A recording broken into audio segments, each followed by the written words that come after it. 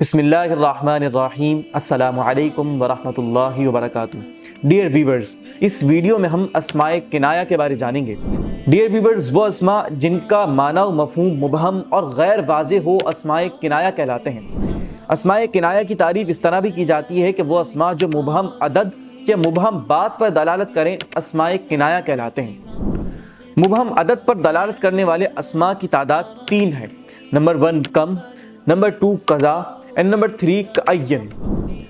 کم کی 2 اقسام ہیں، کم استفہامیہ اور کم خبریہ۔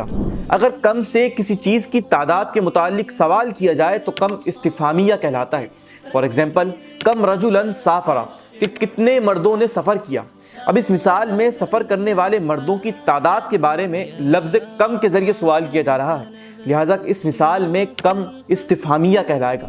اور اگر کم سے کسی چیز کی کثیر تعداد کے متعلق خبر دی جائے اور اس کی مقدار مبہم ہو تو کم خبریہ کہلاتا ہے۔ فار ایگزامپل، کم عالم رأیت، یعنی میں نے کثیر علماء کی زیارت کی۔ اب اس مثال میں علماء کی تعداد کثیر ہے لیکن مبہم ہے، غیر واضح ہے۔ کم سے جس چیز کے متعلق سوال کیا جائے یا خبر دی جائے وہ کم کے بعد آتی ہے اور کم کی تمییز کہلاتی ہے۔ کم استفہامیہ کی تمییز اکثر مفرد اور منصوب ہوتی ہے، جیسے کہ کم رجلاً سافرا میں رجلاً واحد اور منصوب ہے۔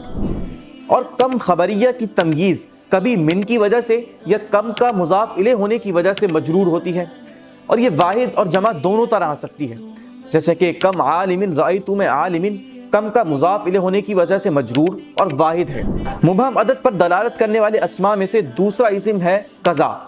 قضا سے کسی چیز کی قلیل یا کثیر تعداد کے متعلق خبر دی جاتی ہے اور اس کی تمییز مفرد اور منصوب ہوتی ہے۔ فار ایگزامپل، جاءنی قضا رجلاً، یعنی میرے پاس بہت سارے مرد آئے یا میرے پاس تھوڑے سے مرد آئے۔ اب اس کی قلت اور کثرت کا اعتبار متکلم کے ایکسپریشنز پر ہوگا۔ مبہم عدد پر دلالت کرنے والے اسماء میں سے تیسرا اسم ہے کعین۔ کعین سے کسی چیز کی کثیر تعداد کے متعلق خبر دی جاتی ہے اور اس کی تمییز واحد اور من حرف جار کی وجہ سے مجرور ہوتی ہے۔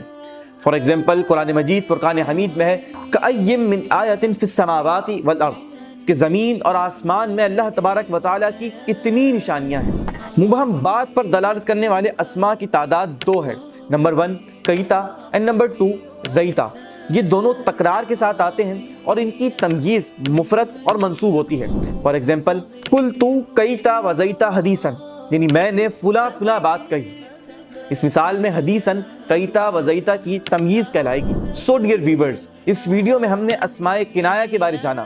آج کے لیسن کے بارے کوئی سوال یا اشکال ہو تو کمنٹ سیکشن آپ کا منتظر ہے۔ یہ ویڈیو آپ کو کیسی لگی؟ اپنے خیالات کا اظہار اس ویڈیو کو لائک، شیئر اور اس چینل کو سبسکرائب کر کے ضرور کیجیے گا۔ شکریہ۔